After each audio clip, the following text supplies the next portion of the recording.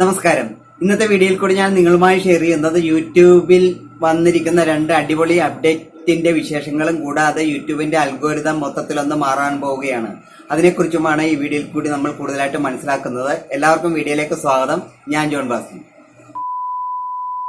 അപ്പോൾ യൂട്യൂബിൽ ആദ്യമായിട്ട് സംഭവിക്കാൻ പോകുന്ന അൽഗോരിതത്തിന്റെ മാറ്റം മനസ്സിലാക്കുന്നതിന് മുൻപായി നമ്മൾ ഇപ്പോൾ പ്രവർത്തിച്ചുകൊണ്ടിരിക്കുന്ന അൽഗോരിതം എങ്ങനെയാണെന്നൊന്ന് നമുക്ക് നോക്കാം. അതായത് യൂട്യൂബിൽ നമ്മൾ സെർച്ചബിൾ ആയിട്ടുള്ള ഒരു ടോപ്പിക്സിൽ ഒരു വീഡിയോ അപ്ലോഡ് ചെയ്ത് കഴിഞ്ഞാൽ അതിനകത്തേക്ക് സെർച്ച് റിസൾട്ട് വരുന്നത് നമ്മൾ SEO കൃത്യമായിട്ട് ചെയ്യുക വഴിയാണ്. അതായത് നമുക്ക് അതിന്റെ മെറ്റാഡാറ്റ, അതായത് തംബ്നെയില്, ടാഗ്സ്, ടൈറ്റില്, ഡിസ്ക്രിപ്ഷൻ, ഇത്തരം കാര്യങ്ങൾ നമ്മൾ കൃത്യമായിട്ട് കൊടുത്തിരിക്കുകയാണെങ്കിൽ നമുക്ക് സാധാരണ രീതിയിൽ ഒരു ടോപ്പിക്സിൽ ആരെങ്കിലും വീഡിയോയ്ക്ക് വേണ്ടി സെർച്ച് ചെയ്യുമ്പോൾ ഏറ്റവും ടോപ്പായിട്ടുള്ള വീഡിയോകളായിരിക്കും ആദ്യം വരുന്നത്. എങ്കിൽ പോലും നമ്മൾ കൃത്യമായിട്ട് SEO ഫോളോ ചെയ്തിട്ടുണ്ടെങ്കിൽ നമ്മുടെ വീഡിയോകൾ ആ കൂട്ടത്തിൽ വരുവാനുള്ള സാധ്യതകളുണ്ട് റാങ്കിങ്ങിന്റെ അടിസ്ഥാനത്തിൽ.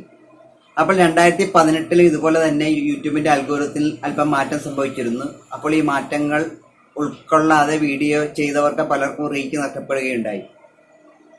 അപ്പോൾ ഇനി വരാൻ പോകുന്ന അൽഗോരിതം ചേഞ്ച് എന്താണെന്ന് വെച്ച് കഴിഞ്ഞാൽ വീഡിയോ കണ്ടന്റും കൂടി അനലൈസ് ചെയ്തിട്ടാണ് ഇനി യൂട്യൂബിന്റെ അൽഗോരിതം പ്രവർത്തിക്കാൻ വേണ്ടി പോകുന്നത്.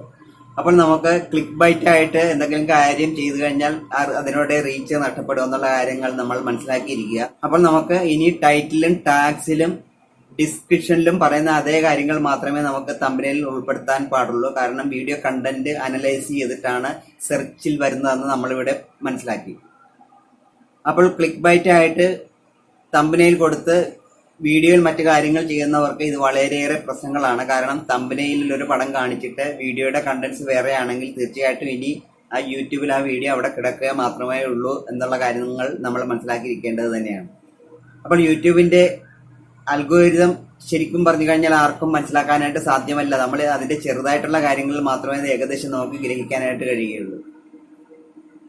അപ്പോൾ ഇനി നമുക്ക് അടുത്ത അപ്ഡേറ്റ് എന്താണെന്ന് നോക്കാം. അതായത് മ്യൂസിക് ആട്രിബ്യൂഷൻ എന്ന് എല്ലാവരും കേട്ടിട്ടുണ്ടാവും. ഇപ്പൊ നമ്മൾ സാധാരണ രീതിയിൽ നമ്മുടെ വീഡിയോയിൽ ഒരു മ്യൂസിക് ഉൾപ്പെടുത്തിയിട്ടുണ്ടെങ്കിൽ ആ BGM ഏതാണ്, അല്ലെങ്കിൽ ആ മ്യൂസിക്കിന്റെ പേര് ഏതാണെന്നൊക്കെ പലരും ചോദിക്കാറുണ്ട്.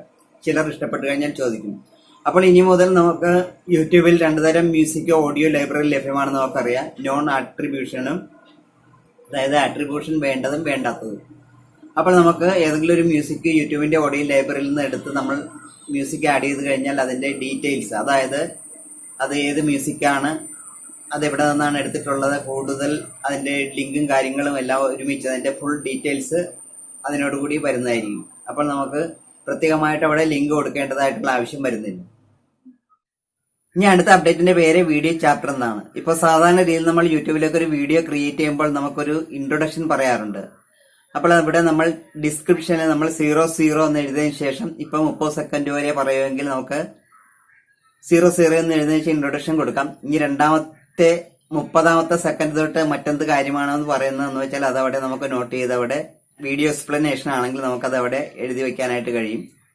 ഇനി അടുത്തതായിട്ട് യൂട്യൂബ് ടിപ്സിനെ കുറിച്ച് വീഡിയോ ചെയ്യുന്ന ഒരാളാണെങ്കിൽ വാച്ച് ടൈം സംബന്ധമായിട്ടുള്ള എന്തെങ്കിലും കാര്യങ്ങളാണ് പറയുന്നതെങ്കിൽ ഇപ്പോൾ 30 സെക്കൻഡ് തൊട്ട് 1.5 മിനിറ്റ് വരെ ആണെങ്കിൽ 1.5 മിനിറ്റ് തൊട്ട് നമുക്കവിടെ വാച്ച് ടൈം എന്നവിടെ എഴുതാനായിട്ട് കഴിയും. കൂടാതെ സബ്സ്ക്രൈബേഴ്സിന്റെ കാര്യം പറയുന്നതെങ്കിൽ ഇപ്പൊ 3ാമത്തെ മിനിറ്റ് തൊട്ടാണ് സബ്സ്ക്രൈബേഴ്സിന്റെ കാര്യങ്ങൾ പറയുന്നതെങ്കിൽ ആ 3 എന്ന് പറഞ്ഞ് 2 0 വിട്ടതിന് ശേഷം നമുക്കവിടെ ഒരു ഐഫൺ വിട്ടിട്ട് അവിടെ സബ്സ്ക്രൈബേഴ്സ് എന്ന് എഴുതാം.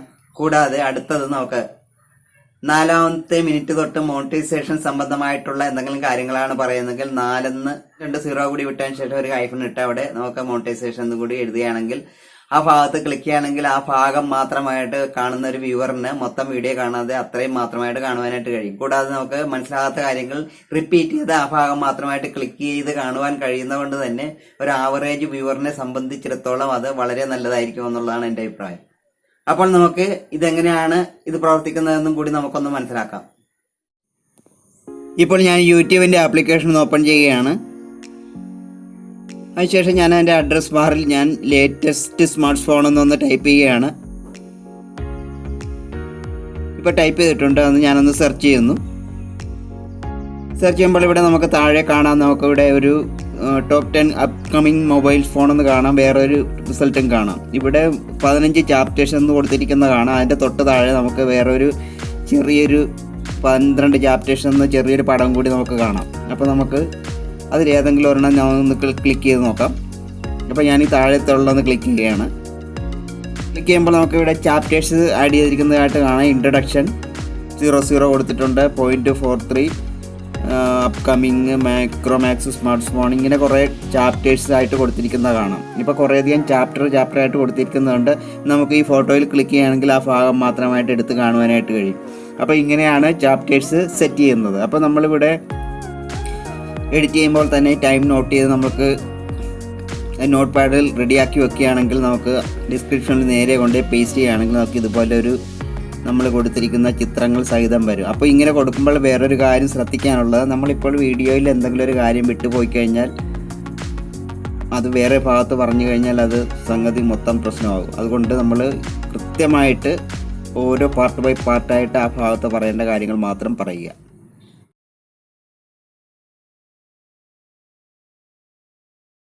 पहले दोस्तों जो पहला फोन है वो है Micromax in 1B. Technically July and. അപ്പോൾ ഞാൻ ഈ വീഡിയോയിലൂടെ പറഞ്ഞ ഇത്രയും കാര്യങ്ങളെല്ലാം നിങ്ങൾക്ക് ഒരുവിധം മനസ്സിലാവുകയും ഇഷ്ടപ്പെടുകയും ചെയ്യുന്നു വിശ്വസിക്കുന്നു. വീഡിയോ നിങ്ങൾക്ക് ഇഷ്ടമായെങ്കിൽ ചാനൽ ഇതുവരെ സബ്സ്ക്രൈബ് ചെയ്യാതെയാണ് നിങ്ങൾ വീഡിയോ കണ്ടുകൊണ്ടിരുന്നതെങ്കിൽ തീർച്ചയായിട്ടും ചാനൽ സബ്സ്ക്രൈബ് ചെയ്ത് സപ്പോർട്ട് ചെയ്യുക. ബെല്ലൈക്കൺ ഓൺ ചെയ്യുമ്പോൾ ഓളുന്ന ബട്ടൺ കൂടി പ്രസ് ചെയ്യാൻ വേണ്ടി മറക്കരുത്. മറ്റൊരു വീഡിയോയിൽ നമുക്ക് ഇതുപോലൊരു വിഷയമായി നമുക്ക് വീണ്ടും കാണാം. തൽക്കാലം ഞാൻ ഈ വീഡിയോ ഇവിടെ ഒന്ന് വൈൻഡ് അപ്പ് ചെയ്യാണ്. Good bye.